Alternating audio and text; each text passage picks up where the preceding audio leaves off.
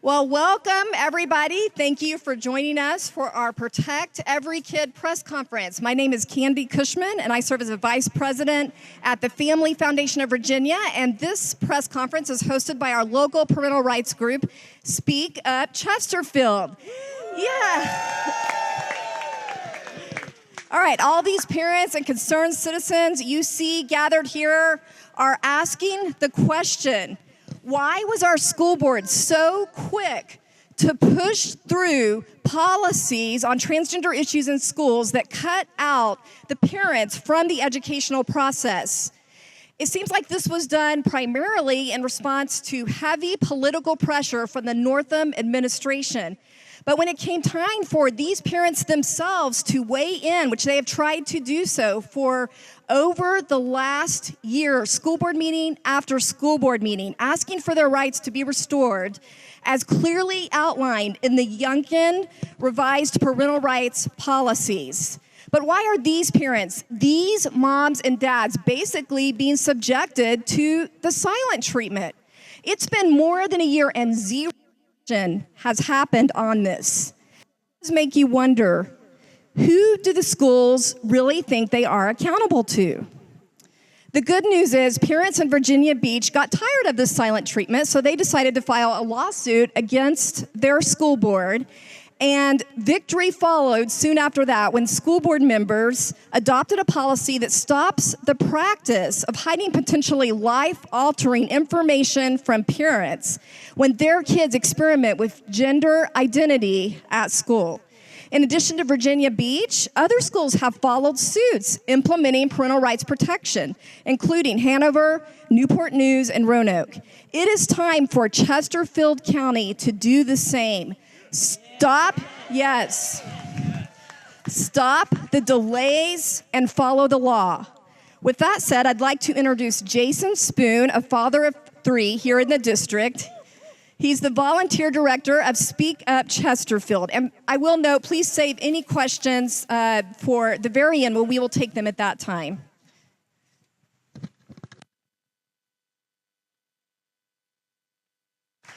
Hey, thank you, Candy, and thank all of you concerned parents. Look at you guys, aren't you awesome? Give yourselves a round of applause. Yeah.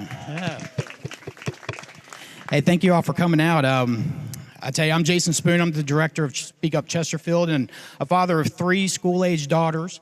But mainly, I'm just a guy.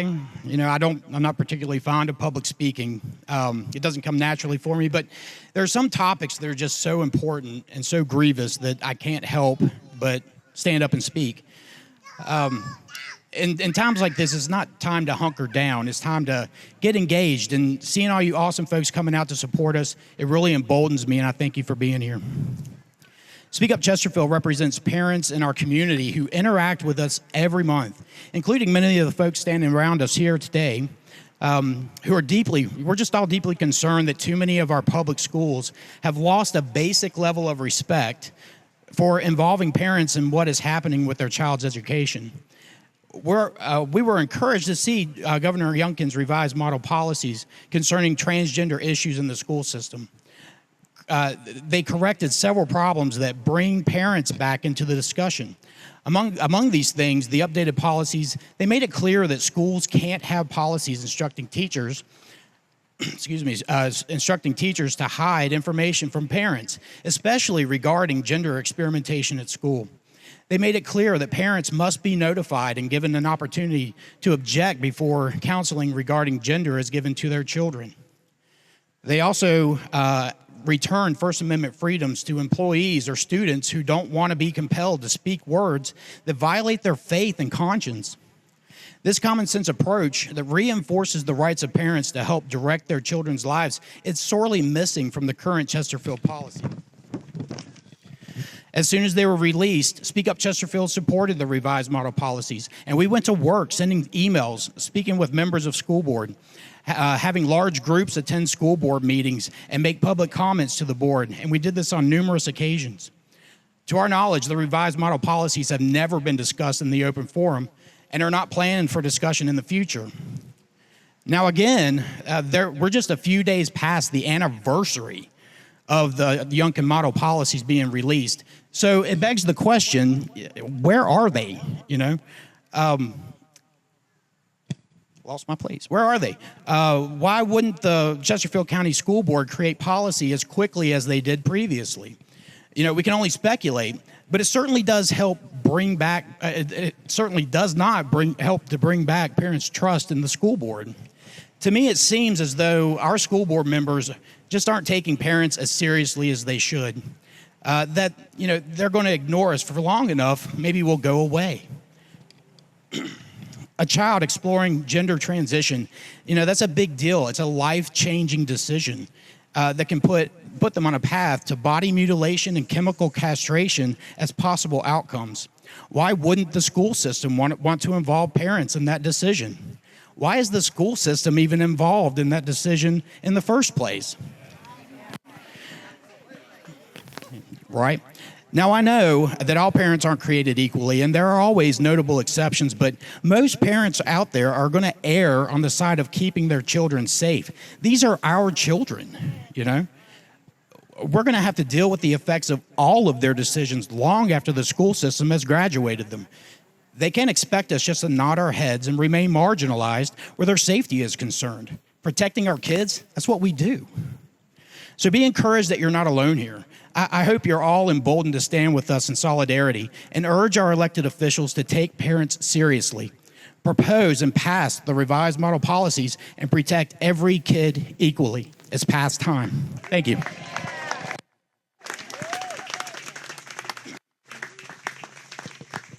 And now I'd like to invite Gloria Randolph, a much beloved mom, mother, and great-grandmother here in Chesterfield County. Praise the Lord. Good evening, everyone.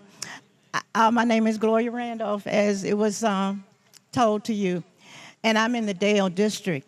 I'm standing here as a mother, grandmother, and great-grandmother.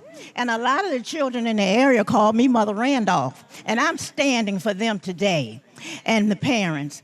I am standing that the parents, the moms and dads, that parents be informed and engaged in all matters concerning their children. I believe by adopting the parental rights policies of Governor Youngkin will address the concerns of the parents. Parents have been given the command to train up their children in the way that they should go. As parents, we are to teach them what is true, just, righteous, and what is of a good report.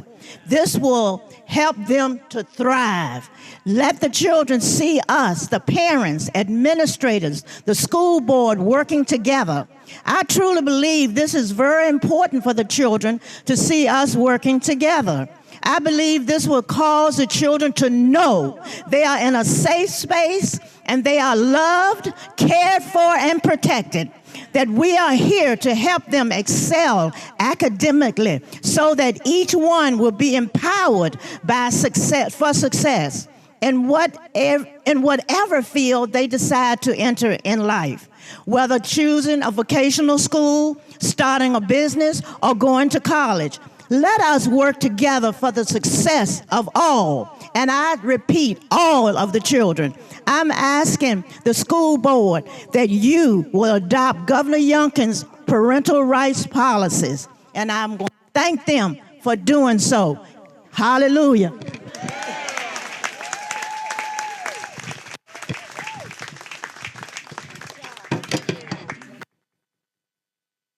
I'd like to now welcome Maria Rodriguez.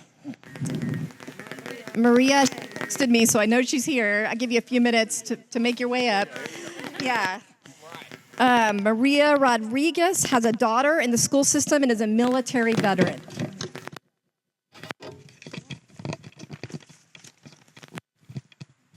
Thank you, everyone. Good afternoon. My name is Maria Rodriguez. I appreciate the opportunity to speak with you today. I am deeply committed to the well-being and development of my child and all other students in general. And I believe a strong partnership between parents and the school is essential for ensuring the best outcomes of our children. This is more important than ever before because my family, like so many others, has been directly impacted by a culture that is constantly pushing sexual experimentation onto kids.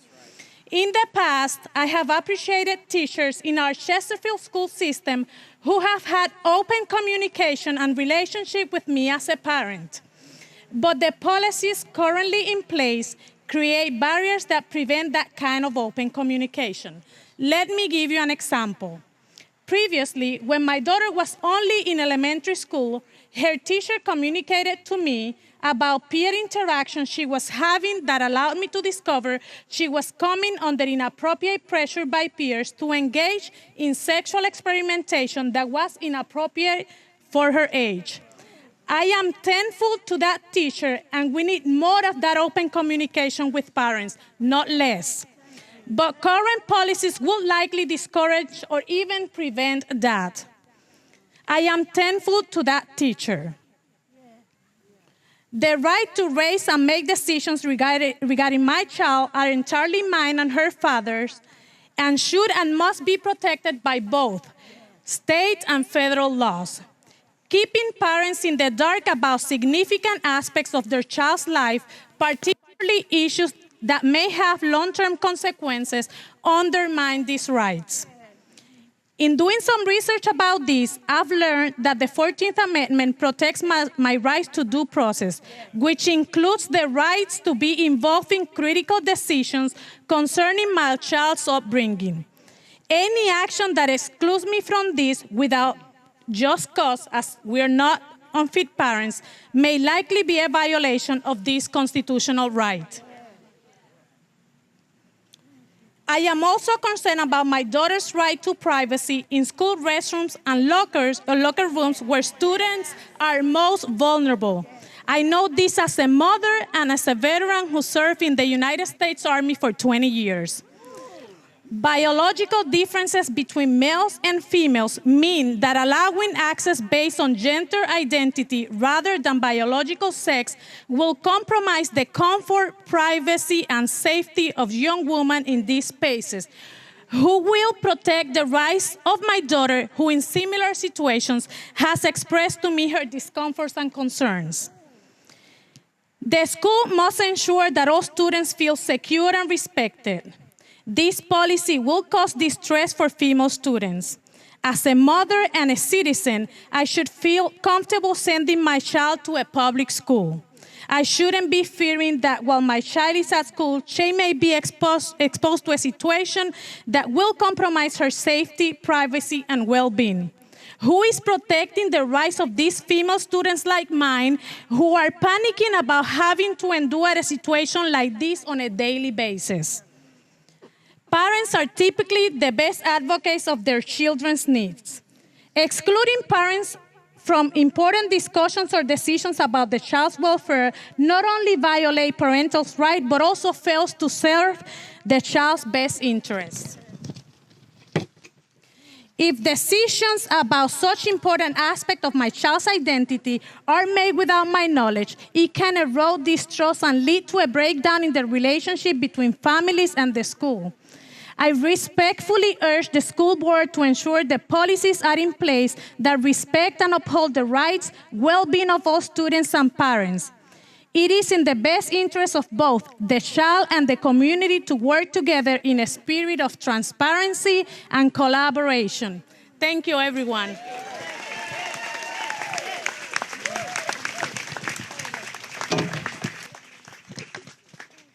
It is now my honor to welcome our Senator, Glenn Sturtevant, who represents District 12, including our area and Colonial Heights. Thank you, Candy. Thank you, Candy. As Candy mentioned, I'm Glenn Sturtevant, and I represent you all here in Chesterfield and Colonial Heights in the state Senate. And it's my honor to represent you. But first and foremost, I'm a dad. My wife Lori and I, we've got 4 kids, 3 boys and a girl. And at the end of the day, the most important thing is that we are protecting parents' rights and that parents matter and that parents have a seat at the head of the table when it comes to the education and upbringing of their own children. And that's all we're asking for here. That's all we're asking. But we're now, more than a year into Governor Youngkin's publishing his model policies. We have that here in Chesterfield. But it's also important that we recognize that we want to protect our kids in schools, and we want to make sure that boys are playing on boys' sports teams and girls are playing on girls' sports teams, that boys are not in girls' locker rooms and girls' bathrooms. And I was standing over here thinking about what I was going to say when I got up here, and it occurred to me we have to have a couple hundred people from Chesterfield come out on a Tuesday afternoon, and we have to talk about keeping boys out of girls' bathrooms and boys out of girls' sports and making sure that our schools are not keeping secrets from our parents and families when it comes to what's going on with their kids in school. That's not a good place for us to be. But it's when people like this, people of faith, people who care about their community, get together and actually want to see something done, that's when things get done. So thank you all for being out here today.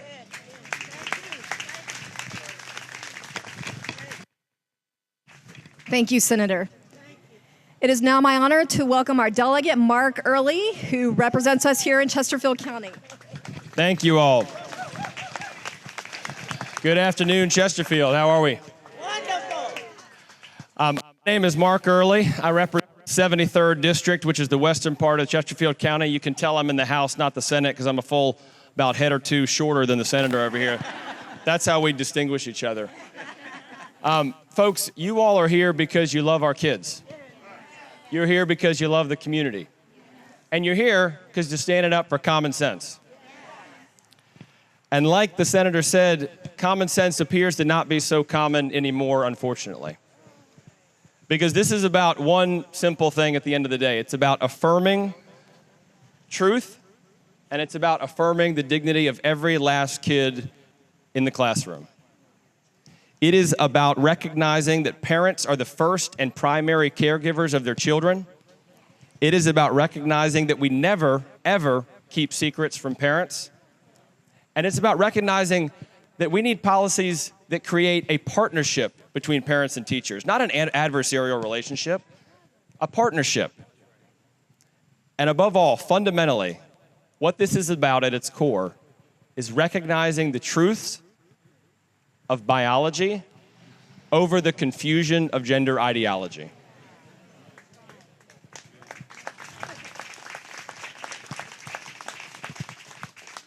We have made clear from day one that we are not going to tolerate, despite what so many others say, we are not going to tolerate cruelty or confusion in our schools. We're not going to tolerate bullying, but we need to stand up for truth, and a truth that affirms the God-given creation of every human child, and that's what we're here to do. Amen. So I just want to say, I am a parent of two and an uncle of more than I can count at this point.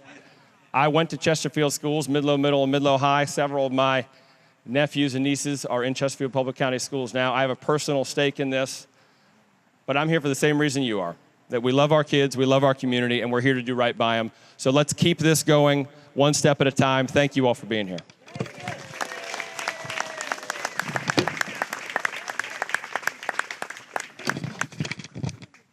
Thank you, Delegate.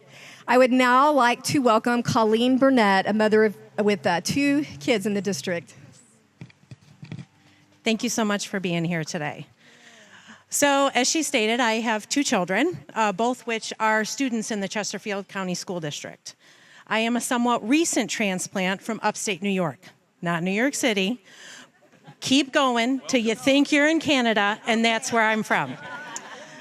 My husband and I loved our community. The taxes were a little high, but we stayed in our area because of the good schools. We happily enrolled our children in public school for pre-K and kindergarten, and first and second grade. We kept on going. I volunteered in the PTA, both as treasurer and president, and in my kids' classrooms on the regular. I met with their teachers, volunteered in other classrooms, put on picnics, all of it. I loved the school, the teachers, and the staff. Then came COVID, which I know was hard for everyone. It was hard for the staff, it was hard for everybody. My husband and I were desperately searching for someone to talk to about our kids and what we felt was best for them. Emails and phone calls to local offices went completely unanswered. No automated responses, silence. We even reached out to our state level, still nothing. Only to realize no one was listening. We did receive a response from our superintendent, but she didn't have any answers either. When the reopening plan was given, we realized no parents had been consulted. No one asked us what our kids needed. We even were told that because our kids had done relatively well learning from home, that they would be given little to no attention the following school year because there were other children who didn't. I cried as I realized the very school I had spent hours volunteering in was part of a system that wasn't going to listen. This played a major role in us moving to Virginia.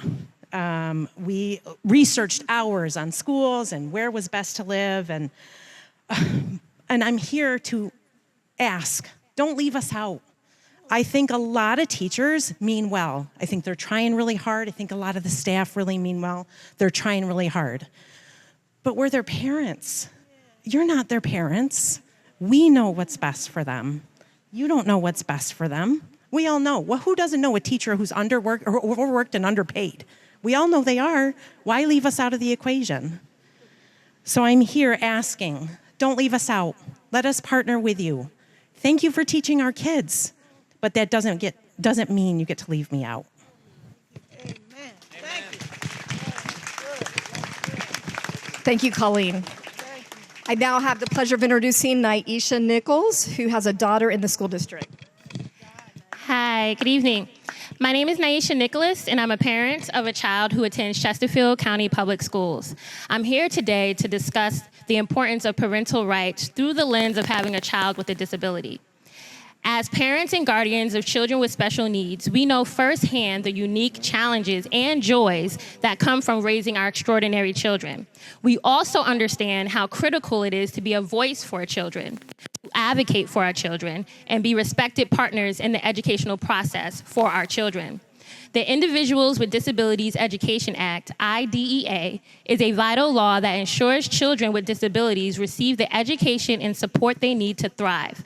But at the heart of this law is something even more crucial, the recognition of parental rights. The IDEA understands that parents are the child's first and most important advocates. It empowers parents to be active participants in their child's education, ensuring the needs and goals of the child are met in the most appropriate way possible. One of the ways IDEA values parental rights is with informed consent. Schools must provide parents with full disclosure. Before obtaining written consent, the school must provide parents with all the information they need to make an informed decision. Parents must have a clear understanding of their rights, knowing they have a right to refuse and/or revoke consent at any time. The Virginia Department of Education, VDOE, also has current policies that align with these protections. The VDOE fully acknowledges the rights of parents to exercise their fundamental rights protected by the 14th Amendment of the U.S. Constitution to direct the care, upbringing, and education of their children. The Code of Virginia reaffirms these rights of parents to determine how their children will be raised and educated. With these legal protections, the VDOE states, schools shall respect parents' values and beliefs. Schools shall defer to parents to make the best decisions with respect for their children. And schools shall keep parents informed about their children's well-being. The VDOE makes it clear that local school boards must adopt policies that are consistent with these parental rights. Whether it's policies regarding individuals with disabilities or policies regarding gender identity, parents must be involved and provided informed consent. These types of legal protections are essential to ensuring that not only my child, but all children who attend public school have the opportunity they need to reach their full potential. Education is a partnership. Provide the environment and resources while parents provide guidance, support, and reinforcement. When this partnership is strong, our children thrive. Be strong, parents must be seen as respected and primary partners in the educational process. This starts with the school board voting to update their policies that honors parental rights and truly reflects the needs and values of our community. Thank you. There's key themes, key words that just keep appearing over and over, like I think what they're doing. I just want to share what I'll be saying in the board meeting tonight. My name is Randy Hahn. I'm the pastor at the Heights Baptist Church, and I'm the father of 4 great kids. That's an opinion, okay? 4 great kids, all raised in Chesterfield County Public Schools, 2 graduating from Matoaka and 2 from Midlothian. We had a wonderful and a positive experience in our many years with CCPS, and I might add, all 4 of our kids, another opinion statement, excelled beyond high school. And my wife Karen and I certainly attribute that in part to our partnership with the school district. It really is a partnership, isn't it? And have we not all heard a multitude of teachers over the generations say that one of the most determining variables of a child's success in an education is the involvement of parents? How often engaging the parent is both the opportunity and the challenge. And that's why I'm so concerned over a current policy in Chesterfield County Public Schools that calls for teachers and administration to hide certain identity issues from parents. Like you, I believe every child should be protected, including those wrestling with sensitive issues like gender and sexuality. But how would we come to the conclusion that parents should not be considered in what is best, in what is protection? This policy sets a precedent that breaks the historic and necessary partnership between teachers and parents. And once you break that on one issue, and this is the single reason I'm speaking tonight, once you break that on one issue, it can go anywhere from there because we just determined that parents aren't necessary, determined that parents don't need to know. I understand that some of these young people may be dealing with abusive situations at home over these issues. And in those cases, there are already policies in place for reporting and protecting. Let's not dismiss all parent-child relationships because there can be some abusive ones. I fear it is not science or research that is leading us to keep the parent in the dark, but political pressure. I assume there is well pressure that it's what everybody's doing now. It's where our industry is going. It's what's expected. But as you've heard already, that's not true. Our governor has provided guidelines that multiple school districts across the Commonwealth are using, even large districts like ours, Virginia Beach, for example. So I don't feel like I'm asking CCPS something that sets them against their peers in the educational community. I'm asking you to remove Policy 1015 that cut parents out of the process and to adopt Governor Youngkin's parental rights policies. Thank you for considering this.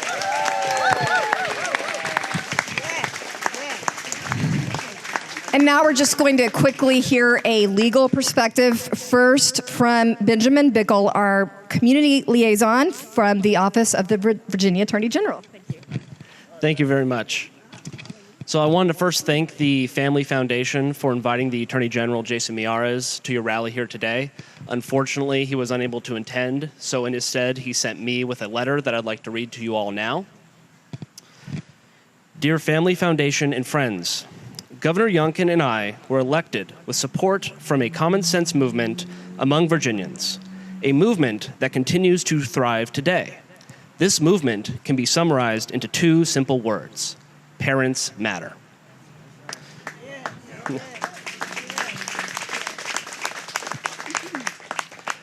Government cannot override parents' fundamental rights simply because it thinks it knows better. The governor's model policies for Virginia public schools acknowledge that parents are a child's best advocates, educators, mentors, and protectors. The model policies aim to ensure that schools work with parents, not against them, to support a child's well-being. I encourage the Chesterfield County School Board to adopt the governor's model policies on ensuring privacy, dignity, and respect for all students and parents in Chesterfield Public Schools. Signed, sincerely, Jason S. Miyares, Attorney General of Virginia. Thank you. You want to do a picture?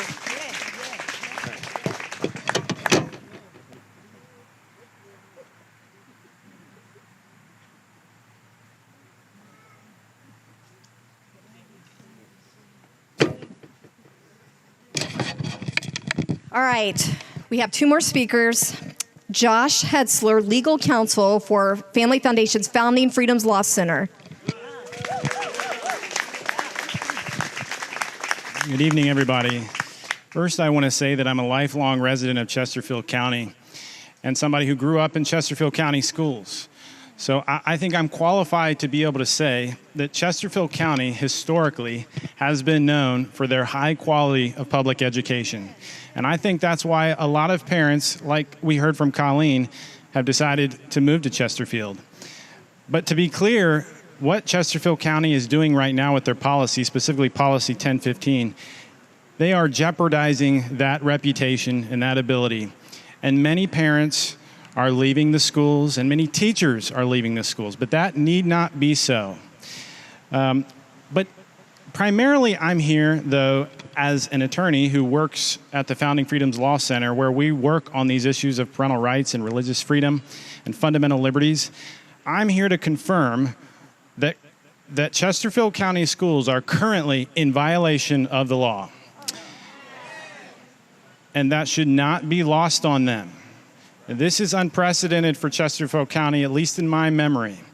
And we are here in part to remind them that we know that they are in violation of the law. That they must, by law, we know that the General Assembly recently passed a policy, a statute that says that every school board has to adopt policies consistent with what the Department of Education has put out. We know that Governor Youngkin updated those. And not only are Chesterfield counties not consistent with those, they are in direct contradiction in a number of ways, right? But that's not the worst of it, because we know that in addition to violating state law, that they are violating numerous fundamental constitutional rights. Chief among them is parental rights. And we know that these policies intentionally shield information from parents and make it impossible for them to know what's going on with their children in these ways. We know that it's infringing upon people's speech, compelling them to use certain pronouns. We know that people's religious freedom is under attack. We know that students' privacy rights are at issue. These are just a few of the things, right, that are fundamental, that even beyond state law, this school board continues to do this through their policies. But let me tell you that that is not the worst of it. The worst of it is that there are innumerable children every day in this county who are being harmed as a result of these, right? That's why this matters. Children and parents are being absolutely harmed. And we know about some of them, but we don't know about many that are occurring because children are just too afraid to come forward and say it. So I want to, here on behalf of the Founding Freedoms Law Center, invite all parents or grandparents within Chesterfield County who know of students who are being harmed as a result of this policy, and any parents whose parental rights are being infringed upon. We want to know about it. Reach out to Founding Freedoms Law Center so that we can know about it and we can think about what we're going to do. And if Chesterfield County doesn't change this policy soon, and they have an opportunity to do so, and we call on them to do so, it will soon be facing lawsuits like we are seeing in other places like Fairfax County. But we can avoid that. We can avoid that. Do the right thing, Chesterfield County Public Schools. Follow the law and protect our children and parents. Thank you. Do the right thing. Do the right thing. Do the right thing. Thank you. And finally, I'd like to introduce Victoria Cobb, president of the Family Foundation. And when she is done speaking, she will take questions from members of the media.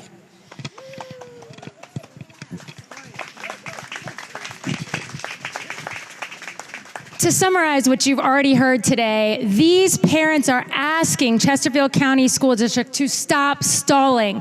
We're not going to be waited out. We have been here over and over. They've made comments over and over. And this is not going to be a matter of if you just continue to do nothing, people are going to go away. We're asking them to take action immediately and to align district policies with the revised model policies that have been issued by Governor Youngkin's Education Department. When the previous governor, Governor Northam, put forward his model guidelines, it took this board about a month to get in line with the guidelines. And yet we are coming up on annual anniversaries of when they should have already aligned with the new policies. There's no excuse that remains to not align and protect parental rights and bodily privacy of students. In particular, these parents are asking, they want to see language that makes it clear that a school can no longer have policies that encourage or even instruct teachers to hide relevant information from parents about their kids. This may sound like we're 100 years old, but when I was a kid, it wasn't that complicated. If another adult told a child to hide something from a kid, people yelled danger.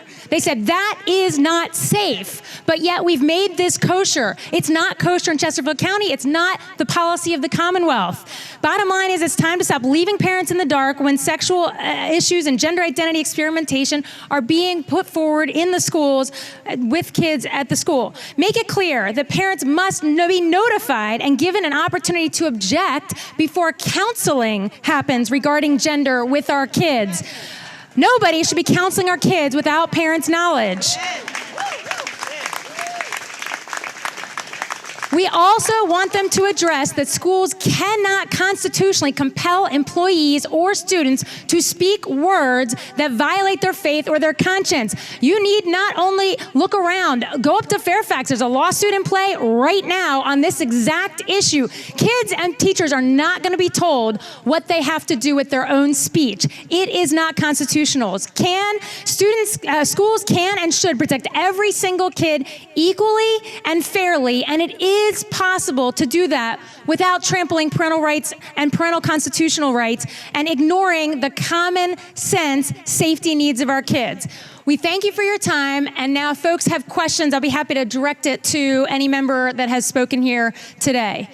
Any questions? Yes. The policy says school staff shall only disclose to the parent upon request. So there is a method in place for parents to find out about this. What's wrong with that? Yeah, so the bottom line is, if you know to ask, then the school will tell you. The whole point is we don't know, we want them to proactively. There is a very reasonable expectation that if you're gonna talk to our children about sexuality, gender, if the school is going to be part of affirming. Parents don't, right.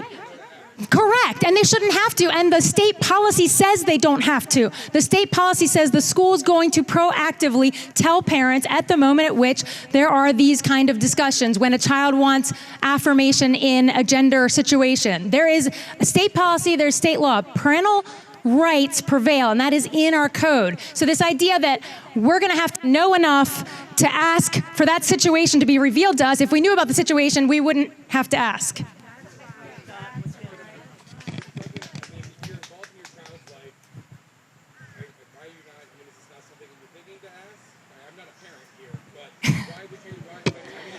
Anybody have teenagers? Anybody? We have teenagers. We also know there is a proactive effort. Come down to the General Assembly, watch the debates, and watch those that are passionate on the other side of this. There is a proactive effort to tell kids that parents are the enemy, that somehow you are not safe. And in fact, the overwhelming majority of parents absolutely love their child and are going to walk with their child through these hard things and want to be the one that their child comes to and shares with. And that's the beauty. And it used to be a partnership. And what Chesterfield County parents are saying is, bring back the partnership. This is a together thing.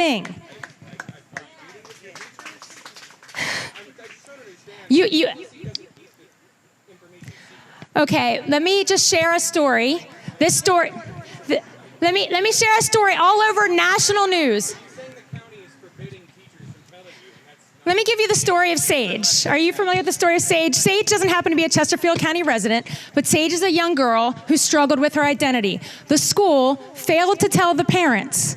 The child asked the school to comply, so she's going into a boys' bathroom. She's actually being bullied in a boys' bathroom. She gets lured into sex trafficking. Those parents were the backstop, and they did not know to be the backstop.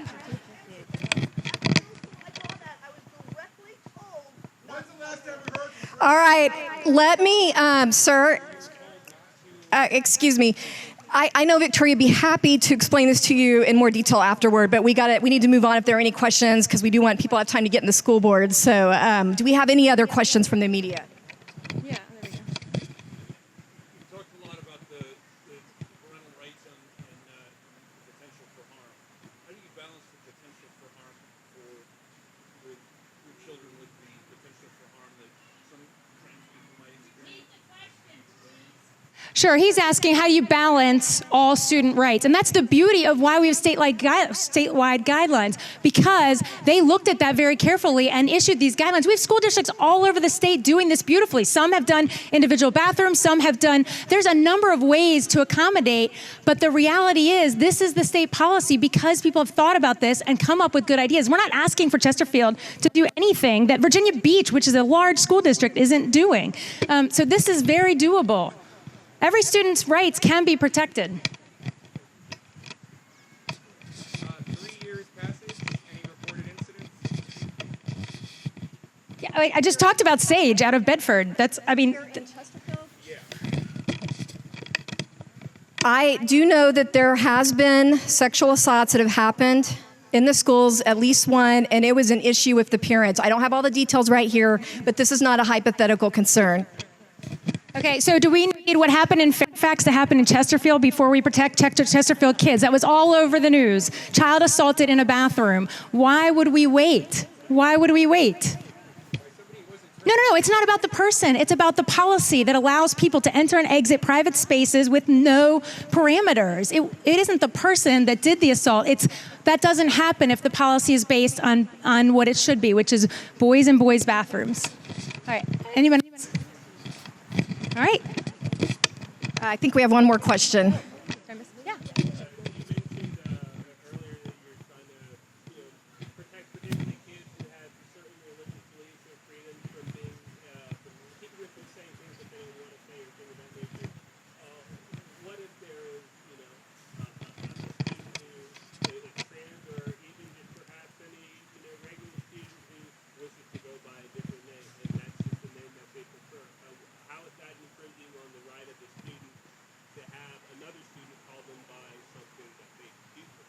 I've never heard names be at issue in these policies. I don't think that's the issue. The issue is compelled speech, referring to pronouns, preferring to. It's not names that have ever been. I think everybody. I've just never heard that be the issue. But the bottom line is there's a First Amendment. I mean, maybe it's helpful to bring back up the attorneys, but you can't compel someone to say something that is against their faith, that violates their faith. You just simply can't.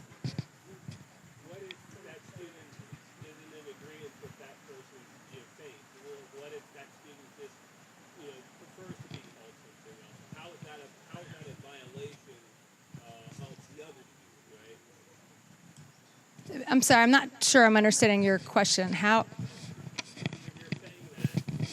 Let's say a student who is trans, right?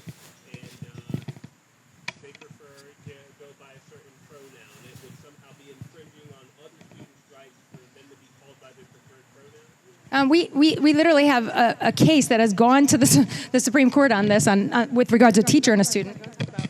So Christian students, Muslim students, Jewish students, other students of Orthodox faith have believed for millennia that mankind is made in the image of God, and he made them male and female. All right, so if they're required to speak a message in contradiction to that, that necessarily violates their faith. So I hope that directly answers your question. The dissent in that opinion compared it to Loving v. Virginia. Are you at all worried about the lasting impacts of that decision? Are you talking about the Vlaming?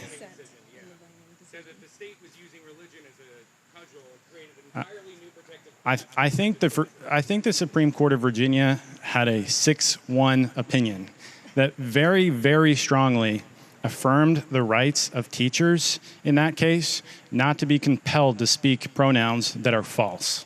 And so we would say that absolutely applies to students as well.